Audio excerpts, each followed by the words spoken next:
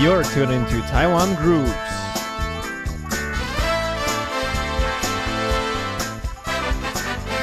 Let's explore the local music scene.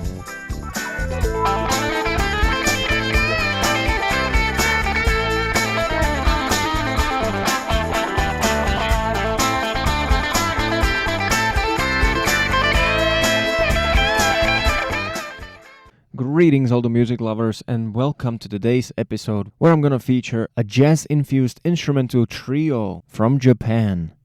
They go under the name of Tokyo Chuo-Line. And today in the studio we have all three members, Ken, Toru and Noriaki, who are about to share with us some exciting things about their past and present. So this first part of the interview includes getting to know the members and their roots, exploring the connection between Tokyo and Taipei, and the difference it makes on their music playing. We'll also get into how the band creates together after all these years and revisit some of their very first songs. So please welcome the trio Tokyo Chuo-Line. Hello. We are Tokyo Chuo-Line. I'm the bass player. My name is Toru Hayakawa. Thank you for inviting us. Thank you. I'm Ken Ohtake, I'm a guitar player from Japan. Hello, my name is Noriaki Fukushima. I'm a drummer. Very good. So we got a trio of a band. Oh, yes. Yeah. How long have you been in Taiwan? What made you decide to come to Taiwan? Actually, we have the different history background. Mhm. Yeah.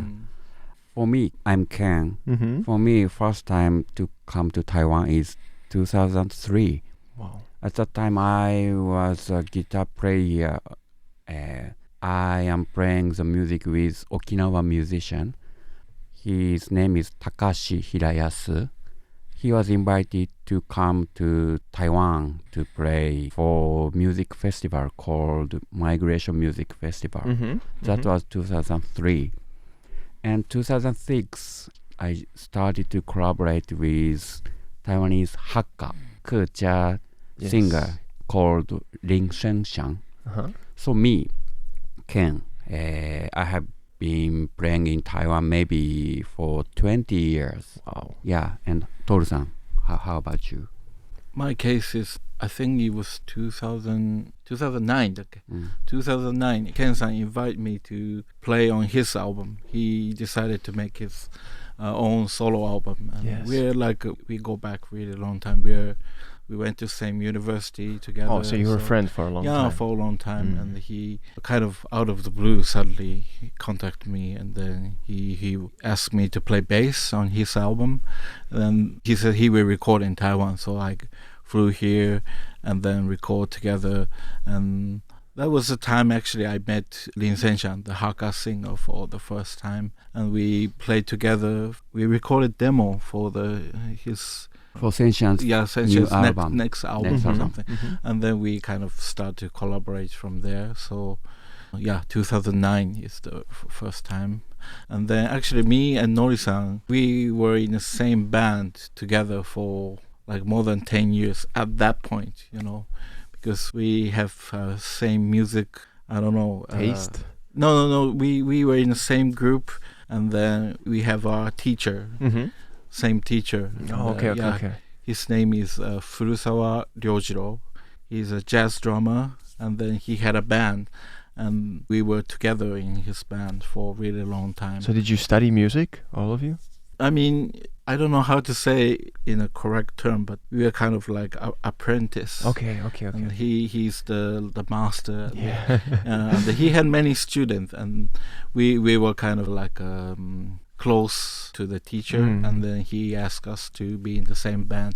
So we also know each other for a really long time. And then me and Ken were playing some instrumental music in Taiwan for a while, and then we decided maybe we can have a drummer to form a trio. Yeah. And then we asked Nori-san to come to Taiwan to play together. Yeah. Okay. That was 2014. So Nori-san, 2014. Yes. Okay. Wow. So long history. Yeah. Wow. And everybody was willing to come to Taiwan to play. That's incredible. Yeah. That's wow. 缘分. Yes, for sure. 缘分, yeah. But if we go back Was it easy to leave Tokyo? Were you based in Tokyo, all three of you? Basically, yeah. Yeah, me, Yes. I live in Tokyo. You live in Nori-san Tokyo. also. Tokyo. Okay. Mm. And you moved to Tokyo for music, I would say, right? Actually, I'm not so Tokyo guy. Okay. Yeah. Okay. But actually, I used to live in Tokyo when I was young. Okay. Yes. Was it difficult to adjust or slow down in Taiwan, in Taipei? Because I know friends who moved to Tokyo because the music scene in Tokyo is just so much bigger. There's more variety. Mm-hmm. I have a friend called Ufu who plays soul, and he's moving to Japan because there's just so much more soul music and there's Okay. more market for his music. Okay. So was it different coming to Taipei and maybe getting used to it? Maybe my personal experience is the booking system is a little bit different from Taiwan and Tokyo. Tokyo is everything so quickly. Yes. And, it's happening very. Maybe if we book now, we can book like 3 months from now. Yeah. Yeah. So we have to think really ahead. Yes. Otherwise, we cannot make a concert. So too much competition. there. Yeah. So, and then we kind of grew up in that kind of environment, and then coming to Taiwan is, can we play next week or can we play like 2 weeks later? And everything is so quick. And, Yes, yes. yes. Because the number of the live house is so, and the number of musicians is maybe different. So yeah, so it was kind of hard in the beginning to adjust because I was going back and forth between Tokyo and Taiwan. So I have to explain to Tokyo musicians, I'm sorry, I have a really important gig coming up in Taiwan, but it's suddenly happening next week. So, and then vice versa is I have to explain to Taiwan people, I'm sorry, but 3 months away from now already we have a gig. So I booked it already I long booked- time ago. Yeah. So and then both people are like confused a little bit in the beginning, but gradually I think people get used to the idea that it's a time frame. It's a little bit Yes. different. or Do you something. still commute? I actually do. Yeah, I Okay. do. Yeah. So yeah. Mm. Wow. Okay. Also, same thing with Nori-san. He has different bands in Tokyo. So Wow. yeah. Wow. That's Mm. But then in the end you still decided to settle in Taipei. Actually, yes. Yes. Yeah. But maybe Nori-san and Toru-san, they're still living in Tokyo. Wow. Yeah. Okay. We have a family in Tokyo. So Okay. So Yeah. you spend more time in Tokyo, let's say. I would have say half. like a half and half. I Wow. think actually. Yeah. Wow. Mm. Sort of the true life of a musician on the road. Oh, it's for convenience because we Yes. rented the apartment room in New Taipei City now. Mhm. So every time we come here, we stay there, and then we do our work and then gigs, and then when it's done, we go home, go Mm. back to Japan, and then I see. do various things. Mm. Wow. Okay. Now the band name come from the metro line of Tokyo. It's not metro; it's a trainway. Trainway, okay. Yeah. Now, does it feel different now that you're working and halfly living in Taipei? Do people get the reference, or do you compare it to maybe like a? Actually, some people in Taiwan already know about the trainway Mhm. in Tokyo, Mm-hmm. and it's kind of become like iconic Tokyo trainway. Why is it so popular? It's the most major, famous one, and it's also connected to many like live house culture or like a restaurant or drinking place. So, Okay. yeah, so I think it gets mentioned in the TV or drama or anything from Tokyo. Maybe the trainway always Yes. mentioned. So I think some people in Taiwan already know about the trainway. I bet. Chuo-Line. Because I think every Taiwanese person that I met has been to Japan at least 3 times. Mm. Yes. Okay. So you got together as an instrumental trio. Yes. Was it received well with Taiwan audience? Because I felt like maybe not now anymore, but before maybe Taiwan was more vocal heavy influenced. So they were used to having vocals as the main part of the music. Yes. Do you think it has changed over time, and do you think it's well received in Taiwan as an instrumental band? I think, compared to 10 years ago, now the music scene in Taiwan is quite different. It may be because of YouTube. And recently, I think around 40 years old good musicians, Taiwanese musicians, when they were young, they went abroad to study music, and they came back to Taiwan, and they just started to play the jazz music or funk or instrumental music. In these 10 years, the situation is like that. And also, people can see YouTube, and it's very easy to listen to any kind of music all over the world. So that's why it's quite lucky now more people is interested in jazz music. So that's why now we are still playing in Taiwan, and quite a few people come to see our performance. And 10 years ago, at that time, actually we are member of Seng Sham band, Hakka Kulcha, the singer-songwriter. And his fans are really, it's really good. Very royal. Royal, because we are Seng Sham band member. So that's why they come to see our performance like that. So it's really, really grateful. So at that time, 10 years ago, we still have audience. It was very lucky. So good.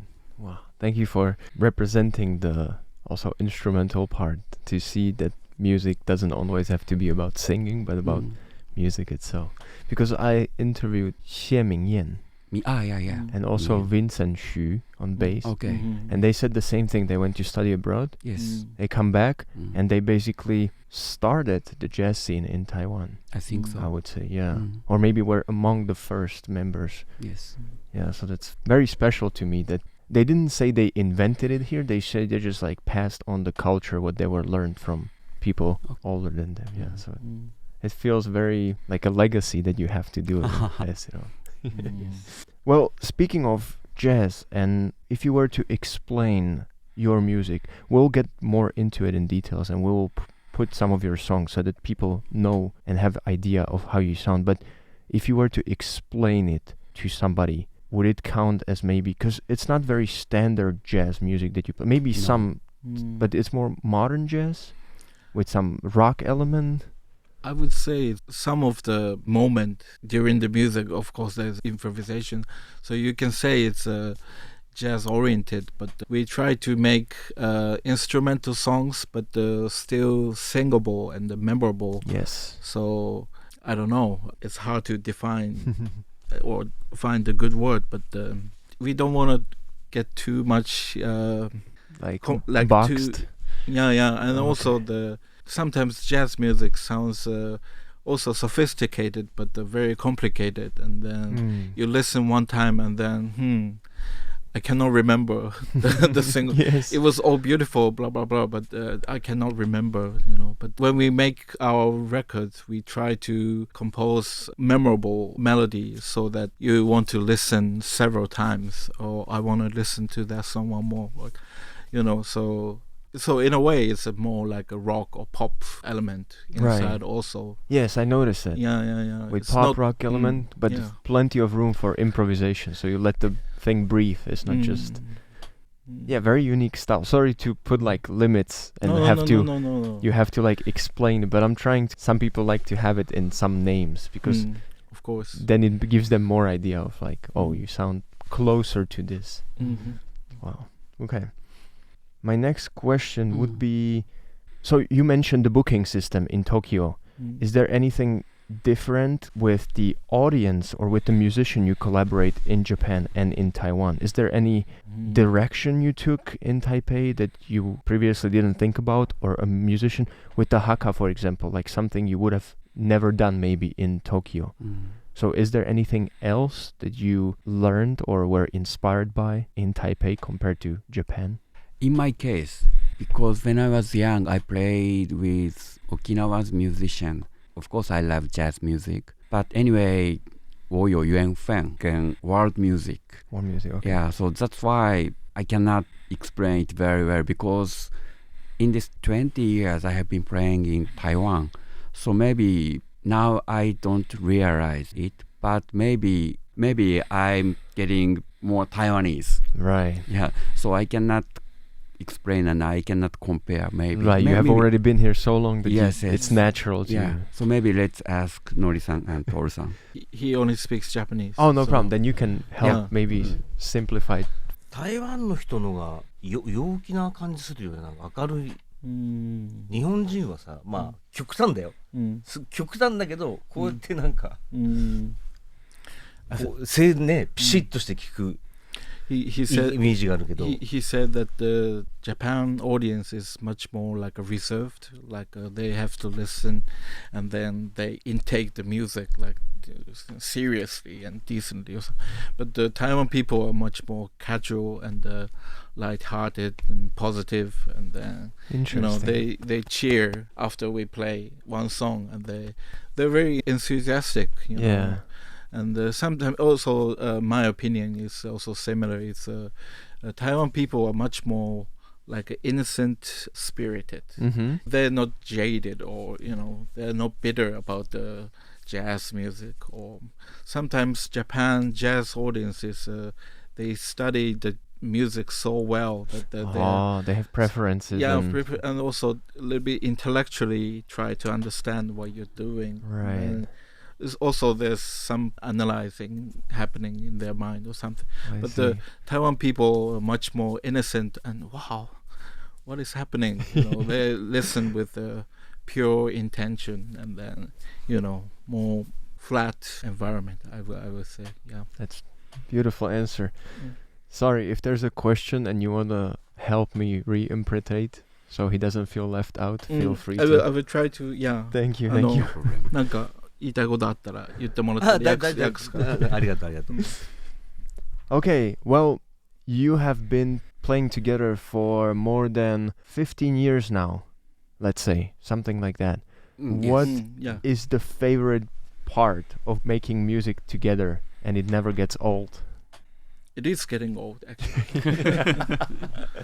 But we always try to kind of like top each other, or in a healthy way. There's some kind of competition going on. Yes, And, challenging or Yeah, actually challenge ourselves from the past, because we made one album. Oh, this is a good song and a good take, and then we do another one, and then it's another direction, more expanded, and then more better sounding. But after we already did, yeah, I think so. five albums, that means if we kind of mindlessly do the same procedure, then we can expect the outcome already. Yes. So we try to. It's a good challenge for us. I bet. Always, yeah. And I think we don't jam to compose.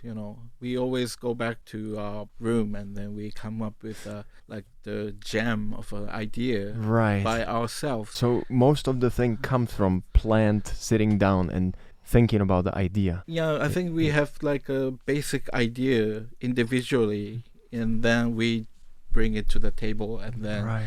okay, maybe this could be arranged in a certain way, Right. or if we play like this, it will sound different, and then we kind of polish it. But we never sat down with nothing and then try to come up with, jamming it out or something. We never. See, that would be my idea after so many years of music. You understand it so well that you could just have a jam session and it could turn into a great song. We actually tried that one time in the studio, and it was great for a few minutes, but actually nothing happened. I mean, yeah, something happened, but not worth putting out or something. It's probably very good to see it on the stage live happening. Maybe, yeah. Right. Yeah. Interesting. Now, you said that you try to challenge yourself and kind of like top the past self. Is there something unexpected or something that you discovered about each other's playing or style over the years? Recently, Toru, actually he says he's a bass player, but actually he's See. a really good piano player. So you play the bass on the synth, like, or Yeah, so the maybe real you can- bass Yeah, bass? like recently now I switched to synth bass and keyboard. Wow. So it's a really brain teaser. But, my So you're left really hand, challenging yourself. yeah, my left hand is doing the bass line, and then my right hand doing the chord and the soloing and blah blah blah. At the beginning, I was just playing the E bass, so it's a different direction. I think it's really nice is the material. Mm. Maybe we can use the same material, Mm. but the condition is different, you Yes. know. So in that case, material is same, but we can play fresh. Uh-huh. Yeah, so this is for me, it's quite interesting and nice. Yeah, that opens up many doors, I would say. Yeah, Mm, and because- maybe 5 years later, or maybe tomorrow, maybe Toru may say maybe he play only bass, Back to maybe back to e-bass only. So that would be also interesting. Mm. Yes. Okay, one more question before we move on to your most recent stuff. Mhm. Now, I don't ask about the collaboration with Kinako, but your own albums. Could you take one or two songs, maybe your favorite to perform, or some of them that has good story, and provide a little bit story behind the song or description? Mhm. この4つインストの中でうん。 1、2曲印象的な曲、印象的な曲。うんなんかそれをどういう曲かっていうのを言ってもらったらその曲をかけるからって、部分的にちょっとかける。ああ、本当に、うんでもやっぱワンラインだよね、まずね。 He's picking the first song from the first album. First song from the first album. Wow. Yeah, yeah. One Lines One One Line, Line yes. あと何かあります他もうで、一個これはほら、一応ニューヨークでさ、うん撮ったから、はいターン・オブ・グレイとかこれだったらね。 And this album somewhere in the middle Mhm. we just recorded this album in New York.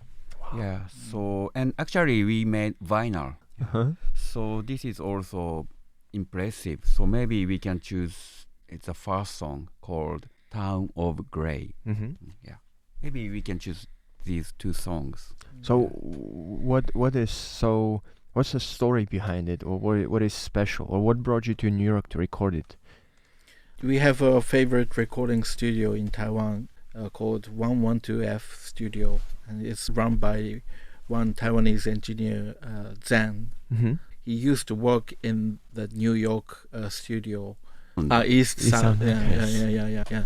And then Zen-san's idea is if you want to record really good sound, you can go to the New York studio, Wow. which he used to work, and he kind of introduced us to the whole environment. So, and we had a chance to visit New York because Senshan Band was invited, you know.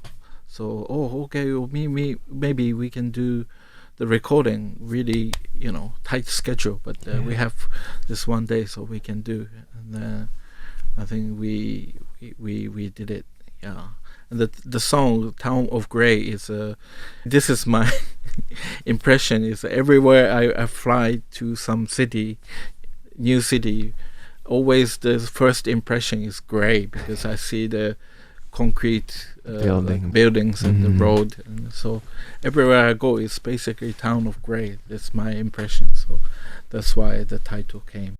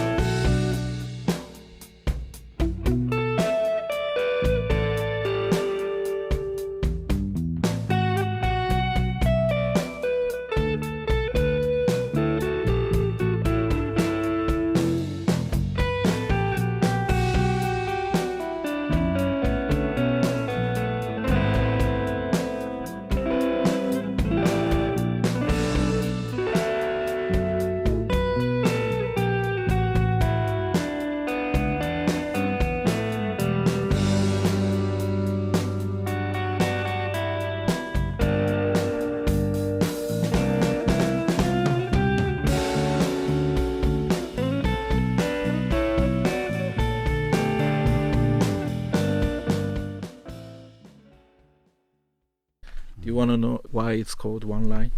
One line. I don't remember, Why it's called One but Line? maybe when we make this album One Line, actually one of our goal is to make the music very simple, not so complicated. Yes. Yeah. So, and this song, One Line, I think I composed this song, and this song is really simple. And I want Nori-san and Toru-san to play simple, and I hope they can enjoy. Mm-hmm. Yeah, because recently, especially these 10 years, for me, the jazz music is changing to complicated, you know. Yes. Yeah, but for me, a bit pity is some important something is lost for me. Yeah, so I want to go back to something very simple. Mm. So that's why I just composed this song. And in this case, I thought the title should be very simple Mhm. too, because this album is our first album.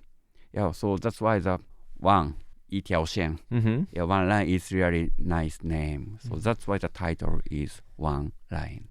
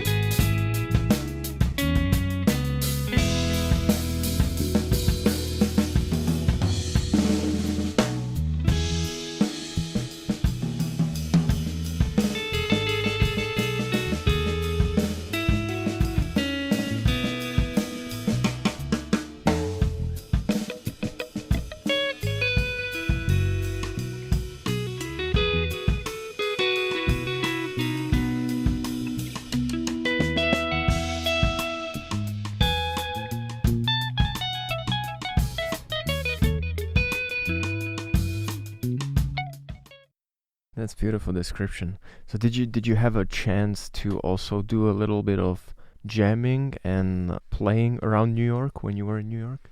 Yes, we did one show Yes. in One Live show. House. yes.